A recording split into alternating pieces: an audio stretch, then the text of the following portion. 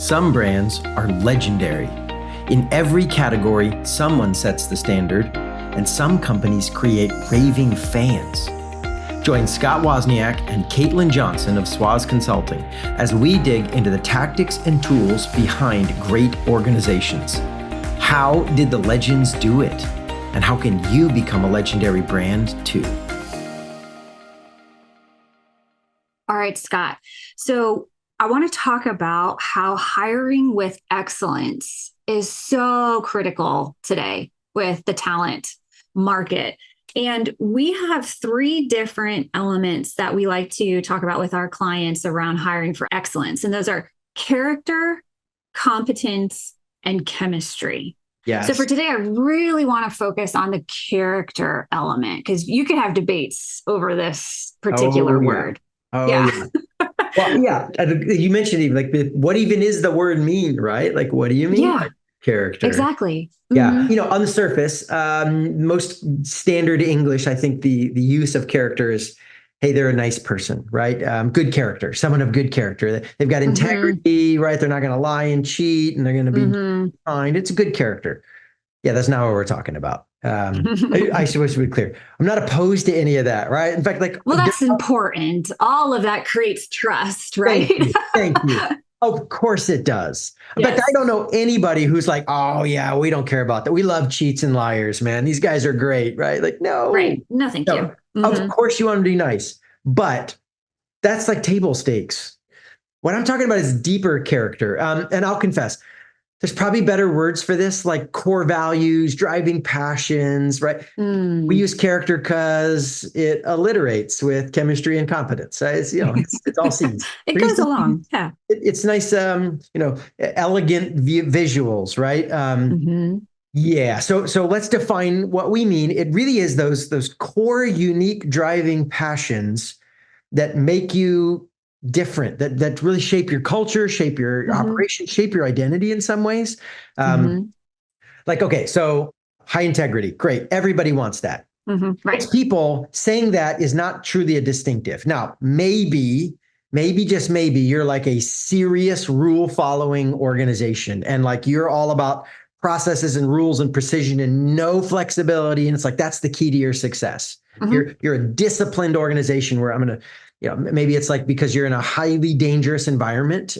And so, man, we cannot afford for people to get creative and sloppy because lives and limbs are at risk. And right? legal aspects, right? Yes, thank you, right? You're a judge, right? Or you're in a prison facility or you're manufacturing with high, sensitive chemicals. So now you might want to talk about character quality of extreme rule followers and people who are like, dude, we will be blunt and intense and direct to a fault. We don't shade the truth to a fault. Like, man, if you can't handle really intense, aggressive truth telling, you don't fit our culture. Now we're talking about a unique level of integrity. But for most of us, it's like, yeah, you don't have to be that crazy. Like, just don't lie and cheat. Like, it's okay if you're, be a good person. If you're marketing, right? Like, I want you to be creative and not do it the way we've always done it, right? Like, come up with a new campaign, have some fun with it. And both of those are really nice people.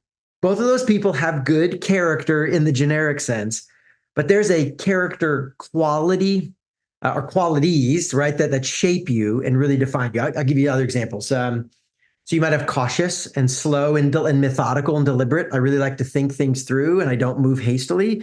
And then you got like the risk taker who's like, we're going to throw something out there and we'll jump off the cliff and figure it out on the way down, right? Right. These can be really nice people who have good integrity. And in some settings, one guy's going to thrive and the other guy's going to struggle. Oh gosh, yes. It's more about almost your core values and personality type as a company, right? Like what makes you unique and different in your drive. And so the first challenge if you're going to hire for character, Caitlin, do you even know what character qualities make you distinct? I mean, that is such a good question. And I think folks who are looking for jobs too, that's one of the things that you look for. It's like, oh, well, what are the organization's values? Right. And Society for Human Resource Management, SHRM, has even done research to say if when you're hiring, if you can find people that have similar values, similar Yep. character, like what we're talking about today, Right. similar character that matches the values of the organization, the more likely you're going to retain that person because Yeah. it's a match at You're that both point. going to be satisfied when we make a decision Right. this way. You're both going to be like, yeah, that's the right call. And Right. listen, it's in these hard choices. It's in the gray zones, not like morally gray. I mean, like, we could do a little this. Either one could work. Which one do we prefer? That's where values show up. And it's like Mm-hmm. our values say we always go left, not right. Like this is the important way to do it. And everybody who has similar values, you'd be like, yeah, that's a good call. And if they don't, you're going to get into an argument. And it's over legitimately complex, like either option could work. What do we Right. prefer? Mm-hmm. Slow down and think more carefully, right? Or push forward and try something. Sometimes both of those are the right call, but man, some companies and maybe there's even sometimes company-wide values and then sometimes like role or department values, right? Oh, that's a good point. Yeah. Your, Mm-hmm. your marketing Mm-hmm. team might be more naturally risk-taking creative than Mm-hmm. say your floor operations team in a manufacturing Mm-hmm. plant, right? Oh, this guy's Yes. our safety champion. He should probably be not our wild risk taker. Good point there, But the Scott. company overall will still have its own things too. So you can get a Mm-hmm. little nuanced here to say, Mm-hmm. what's the company about? And then what does this job need? And man, I'll give you an example. In one of previous episodes, we were talking about a company in Colombia, South America we've worked with, Mm-hmm. and their founder who would go clean tables and wipe floors, even though he's this super wealthy, super famous guy in his country, and the humility. Now, I don't. The marketing team was crazy.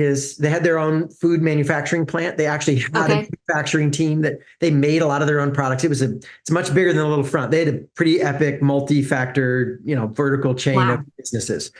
So Mm-hmm. manufacturing guys, they had very precise, but I'll tell you what all of them had. All of them had that humility. This Interesting. is who they are. And Yeah. okay, so I'm an outsider. I might be getting this wrong, but my experience of the Colombian culture is that it's more a class hierarchical than the American. Okay. We tend to be very low formality here in America. Yes. They tend to be a little more. They're not quite, Asian, but they're kind of more in the middle. Okay. There's a much more like you get to a certain level, they still call you Don or Dunya, right? For like Mm-hmm. it's almost Mr. like and a Mrs. sir and ma'am at a whole other level than in the U.S. Sure. Security guards and people like no the bosses sit here and other people sit over here. They don't sit together to eat. That's normal for the culture, and nobody's bothered Okay. by it. I'm sure some people are bothered by it, but it's standard whether they're bothered or not. Not him, and everyone in his culture, even the big fancy executives, they were more break the normal class barriers, hang out with people that normally wouldn't hang out because that's Mm-hmm. his culture. And so there was this Mm. universal Mm-hmm. humble. We're down to earth. We're just not into that hierarchical stuff, for good or for ill. But man, Mm-hmm. he's got crazy, aggressive marketing people doing ridiculous things, and he's got manufacturing team that's very methodical. And so something the same and something different. Do you even know what you're looking for, or are you like, Mm. Caitlin's really nice. This will be great, right? Like she's sweet. We'll have a good time. Right.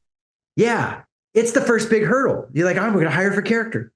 Okay, tell me what character qualities fit you best. Right. And usually only a few things. What are the few things that really make you stand out? And you'll say, even to a fault, we lean this way. Like this is who we Mm-hmm. are.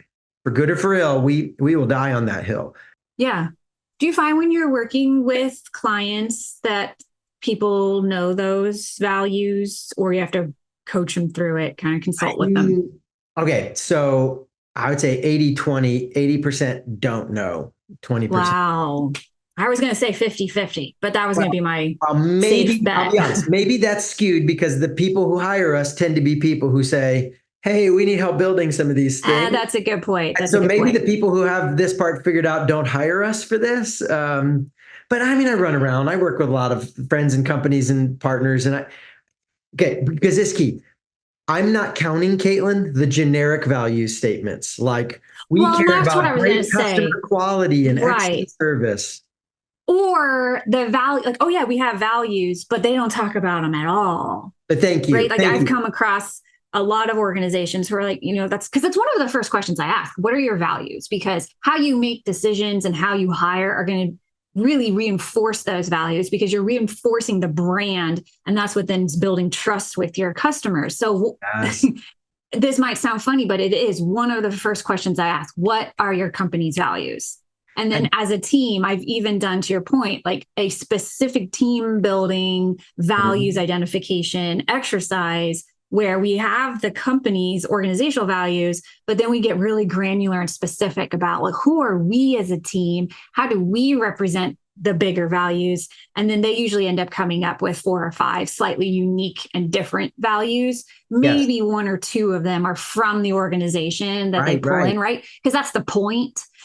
But a lot of times I come across organizations that might have them, but they're like, wait, I don't know. I got to go dig. I don't even know what our values are. Yes, some executive got together and man, she's really smart and she wrote a bunch of cool things down. That doesn't mean anybody really cared, tried to apply them. This difference between what we would call aspirational values and actual values. Like, oh, I'd love to be this kind of company. I aspire to do this. That would be great. That doesn't mean your people actually live that way, that they make decisions that way, that they hire or operate or hold people accountable to them. It's like somebody's like, that'd be a cool company. That's the first problem, is you pick some aspirational stuff and you don't get anybody involved. The second problem is they're generic, right? I threw these words out. Quality service. That's like saying, good integrity. Yeah, duh. Table stakes. Yeah, right. Exactly. Who's going to be like, no, we don't care if it's quality. We're all about shoddy work over here, right? Like, throw crap out there. Who cares? No, everybody says quality service. That is not helping you differentiate who fits and who doesn't in your context. Vague things like excellence, hospitality, right? Warm environments. What does that mean? We don't know. Right. And so you've got these vague values, or you got really cool values that nobody else really cares about because they don't talk about them or use them. I don't count those. So if you want to ask how many organizations have value statements written down, I'd say like 95% of them have written something down. How many of them actually have unique identifiers that are truly capture who they are and their team knows about them and uses them? 20% might be being generous in that regard. And then if we bring this back to what we're talking about, character, because you've got to have that value statement with realistic values, actual values that you're living, and then in order to then hire for the right people into that framework. Because sometimes I think people are just looking for the best person, but what does that person look like? They've got to have the character that matches the character of the organization and of the team, because there could be some unique elements of a team and the character within a vertical versus within the organization. And man, you and I both worked with a lot of leaders, and man, at least 80% of the time, if you have a problem employee, right? You think about someone that's been difficult and it's caused you problems and you're like, what are we doing? And maybe you let them go, maybe you're tolerating them, but the challenges. At least 80% of the time, if you're listening, think about that. Who those people that the last 4 or 5, the 5 you've talked to, I bet 4 out of those 5 is not because they didn't have the technical chops to do the job. They could. It's that they don't care. It's a character problem. They don't want to. They don't value it. It's not that they're unable. It's that they're unwilling. That is a character problem, and we didn't even check for it in our hiring. We just checked their competence. You should do that. That's one of our 3 C's, right? I'm not saying no. Right. Like, And you should probably make sure that they're going to value things the way you value them, so that when push comes to shove, you don't have to constantly be kicking them to make them move forward and do the saying I got from one of my mentors was, I'd much rather restrain a Mustang than kick a mule.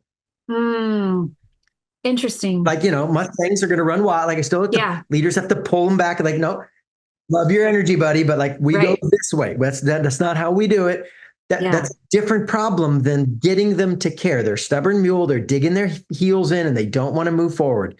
Right. Which let's say though, let's put a caveat here for a minute. It doesn't mean that they're going to be that uncaring person in every situation, because I want to say this because I do feel like there is this bias of, oh, this upcoming generation doesn't care about anything, Ah, right? yes. Okay. But if you put them in the right environment for a cause, a service, or a product that they believe in, so you're hiring for the character and the connection of that, then they will care.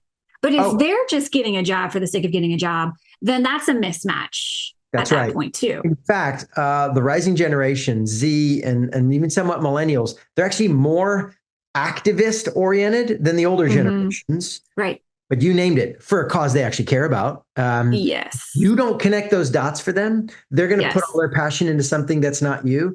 And it's not because they don't care about things. It's because you Mm-hmm. haven't given them something to care about. Yeah.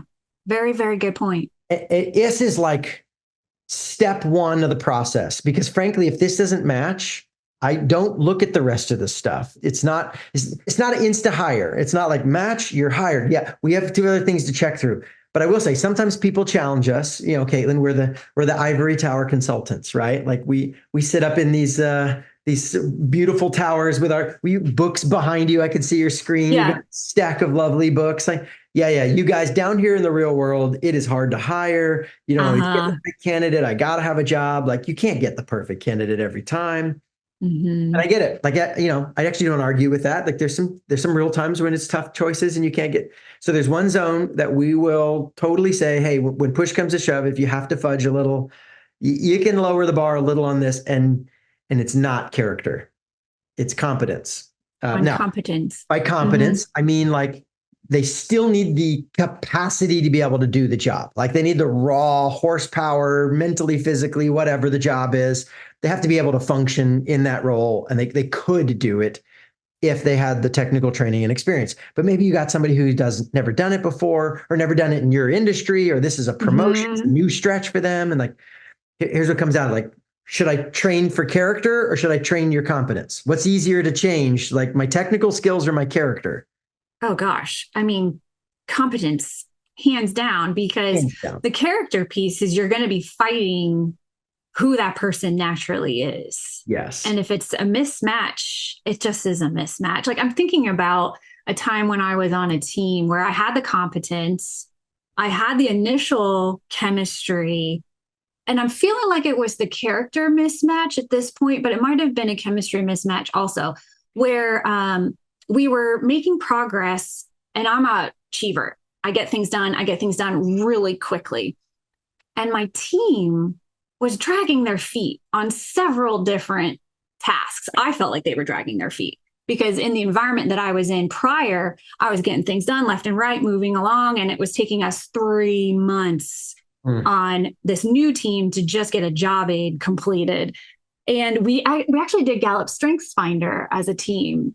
And Yes. you know what we found out, and this was the straw for me where I was like, oh yeah, I need to move on. And I was in my role for probably 6 months, and I was like, something's not right. Everybody else on my team except the leader had high relationship building qualities because Mm. we would chit chat on the phone. They would talk about like the first 15 minutes of an hour call was about what the weekend plans were. And I'm like, we've got a job aid that we need to create. And Mhm. so I was high execution and strategy. And I was like, oh my goodness, this is why I feel a rub. And it was just so interesting. It did one of two things for me. One, it shone the light on, I don't know how long this environment is going to work for me. Yeah. But in the meantime, and this was the second thing it did, it helped me balance my expectations. But Yes. I was feeling like that Mustang of like, oh man, I'm ready to rev my engines and I've got a lot more to give. What team, what dynamic can I find in order to match a little bit more than the current environment I'm in? Yeah. I love strengths finders for this. I actually think this is my language, not theirs. We've got our team certified in that. We love that one. There's Mm-hmm. several we love though. And I think strengths finders is actually a values assessment, not a personality type. Mm. Now, the personality type nerds will say, like, no, it's this no. Generic English use. When we talk about personality, we tend to stay on the surface of things like introvert, extrovert, right? Like, formal and serious versus playful and casual. Like, got it.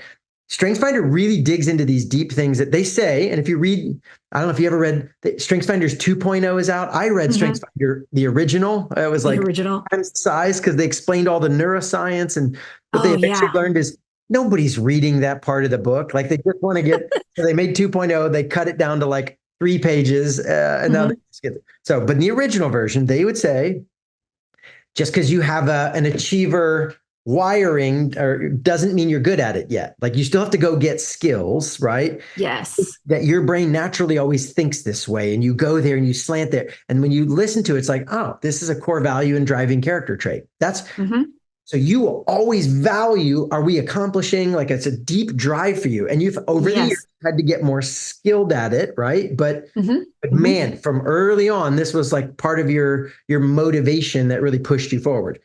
That's character qualities to me. They were nice people. It sounds like Oh, you gosh. didn't have any. Phenomenal. It's not like they didn't chat. Lovely people. Yeah. Still some of your friends, right? Like great humans. Yeah. Their value for what they want to accomplish at work is different than the value what you wanted to accomplish. Your character passions were a different level of intensity. Oh, I've had the same experience, and I love StrengthsFinder for it. Yes. And I will say, yes, there's lots of applications for this. So I'm opening a can of worms here, Caitlin. Maybe I shouldn't go here, but like my kids are getting into the young adult phase now. And they're talking about, I've got girls, they're talking about the boys they like. Oh boy. Yeah. And we're like, yeah, like there's a difference between generically nice boy who's cute, right? Like character values. And when we talk about wife and I, there are a few values we share that really are the critical foundation for our good marriage. And that doesn't mean it's a perfect match, but there have to be at least a few big ones that you can anchor on. Now, when it comes to things like safety and adventurous risk, the way I describe it, you can hear where I lean, right? I don't risk. I call it adventure, right? It's adventure risk. She's like, yeah, no, we're going to put triple safety, double belt, like slow this sucker down. And I'm like, we'll wipe out. It'll be fun. So we don't agree. We probably will never agree on how safe is too safe. Right. But there are a couple of really big ones we do agree on. One obvious one, like work-life balance. Our kids is a really big deal. I've got some of my friends who are very successful, but they very deliberately said, hey, the family side is secondary for me. I am driven to accomplish and build these big brands, and they are, and they're very financially successful, and they've done so by putting their family on hold, either not having kids or just, hey, my role is I'm not going to be the mom that doesn't show up that much or dad that doesn't show up that much. And they're okay with it. And that's their plan. And my wife and I were like, heck no, I will walk away from money-making opportunities if it's going to cost my family in a deep way. My kids will never feel like they're second. So if we disagreed on that, that would be tough. That would make for a bad day, right? So you don't have to have a perfect match. This is my reason I'm going here, is not to do a marriage workshop. That's a different podcast, everybody. But you don't have to have a perfect match, but you have to have enough of the critical few that you say, oh, we can do this, right? You want a little mix of diversity and a little new thought, but you can't have total diversity or you'll just have constant argument about which are we moving fast enough or not, or too fast. Correct. Right. There's not always a right answer. Some of that's what's your passionate slant. Find your stuff and get it. And listen, it has massively changed how we operate, and finding a team and the core team that we have is, I think we're not all identical, but there are a few things we have. And I think you would vouch for this, Caitlin. Like, absolutely. Man, it's fun. When we get together, it's like, oh, we're all clicking on the same things. And it feels like, oh yeah, good decision. We should do that because we know what we're looking for. We find those people and we operate more efficiently that way. It works. Yeah. In fact, let me just do this and then we'll wrap this one up. Let me share what ours are, just because I hate to be vague, right? I'm trying to get as tactical and specific as I can. So here are the core values of Swaz Consulting. You do not need to adopt these values, right? Unless you're trying to exactly copy us, then you should probably figure out yours. No surprise, what you're going to see is, since I'm the founder, man, what do you know? I happen to think all these values are awesome and they come right out of my personal values because it's the company I want to work for, right? So again, I don't need everybody to do it perfectly, agree with everything, but like, man, if these are a problem for you, we're going to be a problem. And so, okay, so we've kind of got two little buckets, two groups of three. And so the first to say is the work we do is premium, practical, and personalized. Mm-hmm. I'm revealing my alliteration preferences here. Right, with the character, chemistry, and And I have competence. to confess, the next Yeah. three are also three C's. So collaborate, connect, and compound. And so I'll Mhm. unpack them just a little bit in case you're curious, but the listeners. It's a premium, practical, and personalized. Premium, like we are interested in world-class level of excellence. The small things matter when we show up for our clients. We're interested Mhm. in studying the great brands, not just survivor brands. Like, no, like who's got raving fans, right? It's a premium. We all push ourselves like better, better, but who's the best in the world? How do we do it like that, right? That's always our, now practical. I'm not interested in the vague motivation. Like if it doesn't turn into tactical things that we can like Right. measure and behave and check and like then I think we lose a lot of our value. And so grand global visionary ideas, but with everything we do has a how to. It's Practical like this, application. just like these Hmm. these podcasts, right? We're always Hmm. pushing like, well, here's an example and here's a specific, and then personalized. I guess they're not, you guys aren't getting this experience on the podcast a bit, but when we work directly with clients, we always tailor it to their situation. Yes, we Hmm. have lots of generic principles. You're getting those in the podcast, but man, it's the tailoring into it's the customizing for your setup. That's where it goes from a decent idea to like, oh, this thing changed everything. And so Oh, absolutely. It we makes it love the sticky. personalization, the Hmm. process of that. So Hmm. three P's: premium, practical, personalized. And then how we work together is we collaborate, we connect, and we compound. So collaborate. We love thinking together. We don't tell our clients here. We say, well, what do you think? And here's what we think. As a team, we're always like, well, what do you think? And what do you think? And we love the process of collaborating and thinking and deciding together. Connect. We are very relational. Hopefully, Hmm. Caitlin, like I don't know. I think getting ready for this podcast, I may have literally taken 15 minutes to talk with you about. Now I'm like, man, I need to speed this up for Caitlin a little But we bit. also had plenty of That's time to fair. That's fair. record, so I was okay. Unlike that team, we aren't taking 3 months to deliver stuff. We Right. get our stuff done, man. And then I do love to hang out and talk. And jokes aside, like we literally probably did spend 15 minutes Yes, talking we about did. what we're Yeah. doing for the next holiday and the trip. So My road trip I went on. yes, Yeah. we our clients even. We think real relationships. We don't just want to do a job for them. We want to make friends. We really think human connection matters. And then compound, that's our way of talking about compound interest. We play the long game and do things that compound over time. And so we're always thinking not just what could work now, but like, what does this build to and build to and build to? And what's the long-term flow? And I mean, this is why we're doing a podcast and not charging sponsors or doing any of that stuff, is because we think the idea of adding value and building relationships and doing things, it's fun for Caitlin and I. And Hmm. we think that builds our brand along the way so that we learn. It's a forcing function for us to learn and process. It creates value for people. It builds. It's No abundance. single one podcast is going to change our company, right? We can Hmm. cancel this and we're still going to be fine. But we're thinking the long game. So here's why I'm bringing this up. Caitlin, I think we've talked about this. This is how you ended up coming to work for us, is because I happen to know these things. I have them written down. A mutual friend is like, hey, you two should connect. Like you do similar Right. work. And you weren't contacting me to talk about working with us. I think you were, No. I'm writing a book and doing some cool things and like, hey, I write books and we should talk and just like, peer to peer, like, hey, we're both in this space. Let's hang out. Hmm. And Caitlin's telling me her story, and I'm like, oh, well, that's premium. Oh, well, that's a collaborative thing Yeah. she's doing. All of a sudden you go in interview mode, which I didn't know until after the fact. I'm like, Right. tell Yeah. me more about what do you mean by that? How did you pull that off exactly? Yeah. By the Yeah. end, I was like, I would like you to talk to my right hand here and let's talk about projects. And Caitlin's like, what? Like, I thought we were talking about book stuff. I'm like, actually, It was, I was flabbergasted and so honored in this conversation because I just reached out to Scott because I'm building a consultancy around gamification and writing a book around this topic. And a mentor of mine said, hey, you should reach out to Scott because he's been building a business. He's kind of been in this lane.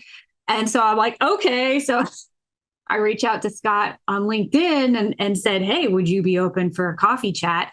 And then once I got him on the phone, was just asking him, in my mind, very vulnerable questions. How did you start your business? You're like, all these, how did you do this? I'm not really sure the best way to go forward. Do you have best practices for me? What did it look like?